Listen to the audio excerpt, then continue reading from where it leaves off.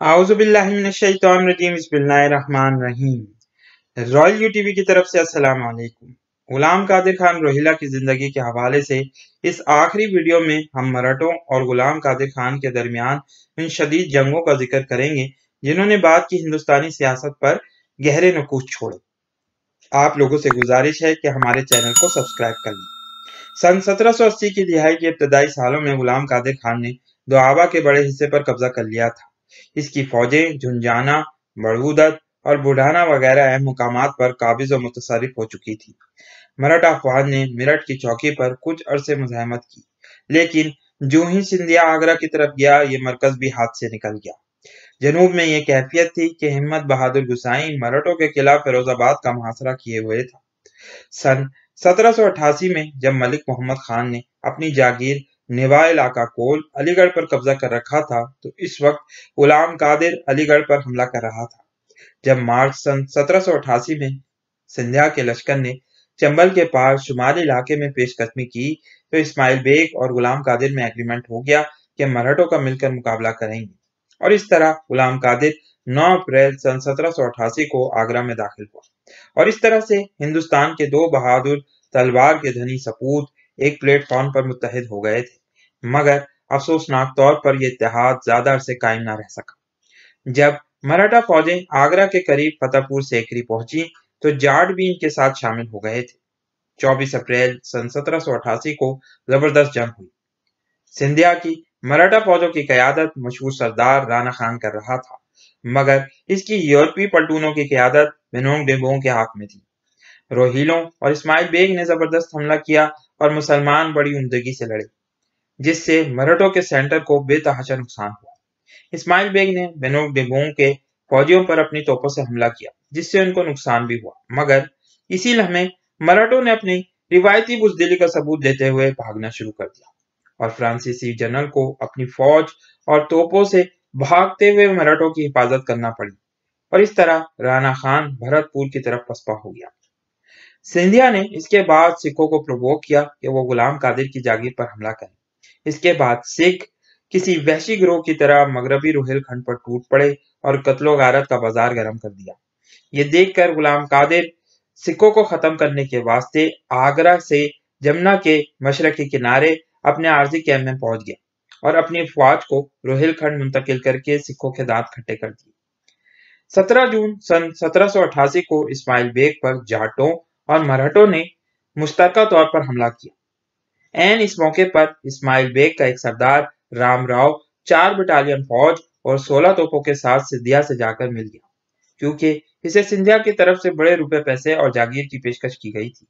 इस गद्दारी की वजह से इस्माइल बेग को शिकस्त हुई और दरिया जमुना पार करते हुए इसकी बीवी डूब गई। इस्माइल बेग शिकस्त खाकर गुलाम कादिर के कैंप में वापस आया, जो जमुना के मशरकी किनारे आर्जी तौर पर कायम था। दूसरे दिन मराठों ने गुलाम कादिर के कैंप की तरफ भी यलगार करी और साथ ही साथ रोहिलों को सिखों के हमले की भी इत्तला हो गई थी। इस मरहले पर गुलाम कादिर और इस्माइल बेग ने मशवरा करके अलहदगी इख्तियार करी। इस्माइल बेग फिरोजाबाद की तरफ निकल गया, लेकिन कामयाबी की सूरत ना पाकर दिल्ली के करीब पदपरीगंज के मुकाम पर जा निकला और बादशाह से मुलाकात का ख्वाहिशमंद हुआ, मगर शाह आलम सानी के दरबार में पिटे हुए मुहरे की कोई जगह न थी। दूसरी तरफ गुलाम कादिर भी मुश्किलात का शिकार हो चुका था और अब इसकी एक दफा फिर कोशिश थी कि बादशाह से मदद हासिल करके मराठों के बढ़ते हुए सैलाब को रोक सके।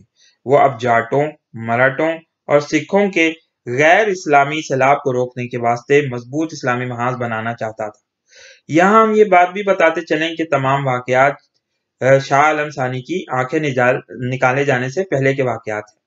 हस्बे साबिक इस नाजुक मरहले पर भी शाह आलम दोस्त दुश्मन की तमीज नहीं कर सका और इसने हिम्मत बहादुर गुसाई के जरिए दारुल हुकूमत की हिफाजत का इंतजाम किया। बादशाह की ये रविश देखकर मुगलिया फौज का एक हिस्सा बादल बेग की क़यादत में बागी हो गया।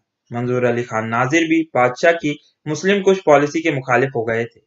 एक तरफ बादशाह ने खुफिया तौर पर अपने 2 दरबारियों को सिंधिया के पास दरबार के आला तरीन एजाजात के साथ भेजा और मदद तलब करी, तो दूसरी तरफ मंजूर अली खान नाजिर ने गुलाम कादिर के वास्ते जमीन हमवार करी। इसके बाद गुलाम कादिर की फौज ने बराबरी घाट पर, जो लाल किला के मुकाबिल वाक़ है, दरिया जमुना को पार किया। मुगलिया फौज का एक हिस्सा बादल बेग की सरकर्दगी में गुलाम कादिर की फौज से जा मिला। ये कैफियत देखकर हिंदू सरदार हिम्मत बहादुर गसाई और सिंधिया का दामाद देशमुख भाग गए। सैकड़ों मराठे दरिया जमुना में डूब गए और हजारों ने भरतपुर जाकर दम लिया। गुलाम कादिर 18 जुलाई सन 1788 को दिल्ली शहर में दाखिल हुआ और दिल्ली पर रोहिलों का कब्जा हो गया। इसके बाद के हालात हम अपनी पिछली वीडियो में बयान कर चुके हैं, जब गुलाम कादिर ने पहले तो बादशाह से खूब दरख्वास्त की थी कि वो उसको खजाने में से पैसा दे ताकि मराठों, सिखों और जाटों के खिलाफ जंग की तैयारी की जा सके, मगर बादशाह के मुसलसल इनकार पर इसकी आंखें निकाल ली गईं। इस वजह से अब इस्माइल बेग गुलाम कादिर के खिलाफ हो चुका था और यही बात देखकर सिंधिया ने गुलाम कादिर पर एक दफा फिर हमले की तैयारी शुरू कर दी। वो अक्टूबर के महीने तक आगरा में खुश बैठा गुलाम कादिर के खिलाफ साजिशों के जाल बिछाता रहा। आगरा से इसको जो किश्ती भी मिलती वो जबरदस्ती दिल्ली रवाना कर दी जाती ताकि मराठा फौज आसानी से जमुना पार कर सके। रावजी पटेल ने जनूबी इलाके से गुलाम कादिर की सप्लाईज को ब्लॉक कर दिया था, लेकिन जब रोहिला फौज आगे बढ़ी तो ये लोग घबरा कर भाग उठे। इसके बाद मराठा फौज की यके बाद दीगरे दरखास्तों पर सिंधिया ने रेइंफोर्समेंट रवाना की। इसके चंद रोज बाद राणा खान और बेगम समरुद फ्रांसीसी फौज के हमरा दोआबा के इलाके में पहुंच गए। गुलाम कादिर इन तमाम मूवमेंट से वाकिफ था, मगर बेचारगी की हालत में देख रहा था कि मुसलमान किस तरह से इसके खिलाफ साजिश कर रहे थे। इस्माइल बेग भी सिंधिया से खुफिया तौर पर मिल गया था और गुलाम कादिर से आए दिन रसद के मामले में झगड़ा कर रहा था। गुलाम कादिर ने मुकाबले की तैयारियां अब शुरू कर दी थी और 20-20 मील के घाट तक दरिया जमुना के किनारे पाबंदियां लगा दी गई थी। मराठा फौज अपनी कुव्वत के लिहाज से अब रोहिलों से बहुत बेहतर हालत में आ चुकी थी।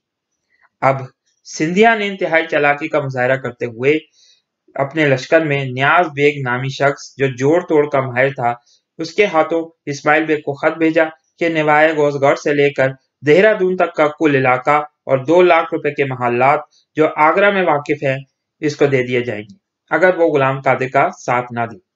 यह मिशन कामयाब रहा और इस्माइल बेग ने अपने साथी से गद्दारी कबूल कर ली। अब जब गुलाम कादिर हर तरफ से तनहा हो गया तो सिंधिया ने दिल्ली पर हमला कर दिया। 10 अक्टूबर सन 1788 को गुलाम कादिर ने दिल्ली से निकलकर मराठों से मुकाबले के लिए जिला गाजियाबाद का रुख किया। रास्ते में मराठों ने रोहिलों पर शदीद हमले किए, मगर रोहिला सरदारों ने बेइंतहा जांबाजी से काम लेते हुए इनके हमलों को पसपा किया। गुलाम कादिर ने मार्का दार्दगीर में बैरूनी सफों में अपना घोड़ा डालकर दुश्मन से मुकाबले के लिए अपनी फौजों को उभारा।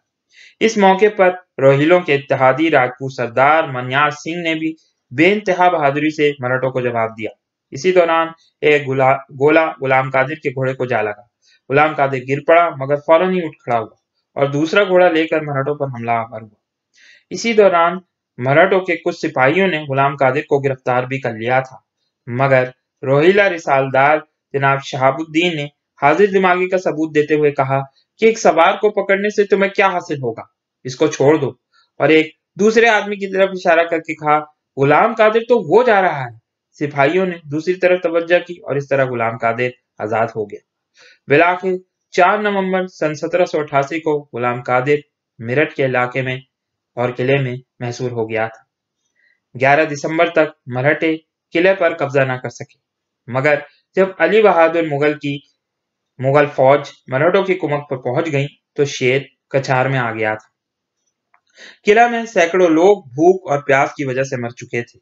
17 दिसंबर को गुलाम कादिर ने सिर्फ 600 जवानों के साथ मिलकर मराठों के लश्कर पर हमला किया और किले से निकलने का रास्ता बना लिया, मगर बदकिस्मती से ये लोग कुछ आगे आ गए थे कि मशहूर मराठा सरदार जीवाजी दारा की ताजा दम अफवाज से मुकाबला हो गया, जिससे 250 के करीब रोहिला सरदार मारे गए। मराठों के भाग जाने के बाद गुलाम कादिर असर-ए-नौ गौसगढ़ की जानिब रवाना हुआ, मगर अफरा तफरी में अपने साथियों से बिछड़ गया और जिला मुजफ्फरनगर के करीब एक कुएं में जाकर गिर गया, जिसकी वजह से इसके घोड़े का पैर टूट गया, मगर इसने हिम्मत नहीं हारी और पैदल ही चल पड़ा। सुबह के वक्त इसने एक गांव में एक ब्राह्मण के घर में पनाह ली, मगर इस गद्दार ने अली बहादुर की फौजों को इत्तला कर दी, जिसकी वजह से उन्होंने गांव के गिर्द घेरा तंग करके गुलाम कादिर को गिरफ्तार कर लिया। गुलाम कादिर की गिरफ्तारी के बाद रोहिला अफवाज भी पसपा हो चुकी थी। मंजूर अली खान नाजिर जैसे बूढ़े शख्स को गिरफ्तार करके मराठों ने खूब मारा पीटा और इनके जिस्म पर खौलता हुआ तेल फेंक दिया। इसके बाद इनको आग से सुर्ख तवे पर बिठाया गया। गुलाम कादिर को भी खूब मारपीट के बाद जंजीरों में बांधकर कैद कर लिया गया। 31 मार्च सन 1789 को बादशाह के दरबारी मीर गालिब अली और डॉक्टर हकीम अकमल को गुलाम कादिर के पास जेल खाना भेजा गया, जहां उन्होंने मुगल बादशाह के हुक्म के मुताबिक गुलाम कादिर की दोनों आंखें निकाल ली और नाक और कान काटे और एक बॉक्स में रखकर बादशाह के पास भेज दिए। इस बदतरीन हालत में मराठों ने मथुरा ले जाकर गुलाम कादिर के हाथ और पैर काटे और इसको कत्ल करके इसके जिस्म को दरख्त पर लटका दिया गया ताकि लोगों को इबरत हासिल हो। तारीख ने गुलाम कादिर के साथ इंसाफ नहीं किया और ज्यादातर रिवायतों में इसको एक जालिम और सफाक कातिल के तौर पर बयान किया गया, मगर किसी ने भी मुगल खानदान के बादशाह शाह आलम सानी की सफाकियों, चालाकियों और गद्दारियों के मुतालिक कुछ ज्यादा जुमले नहीं लिखे हैं। हम अपने व्यूवर्स पर यह बात छोड़ देते हैं कि गुलाम कादिर खान रोहिला को एक हीरो और शहीद की हैसियत दी जाए या नहीं। इस वीडियो को लाइक कीजिए, शेयर कीजिए, दोस्तों के साथ डिस्कस कीजिए। बहुत बहुत शुक्रिया। अस्सलाम वालेकुम। अल्लाह हाफिज।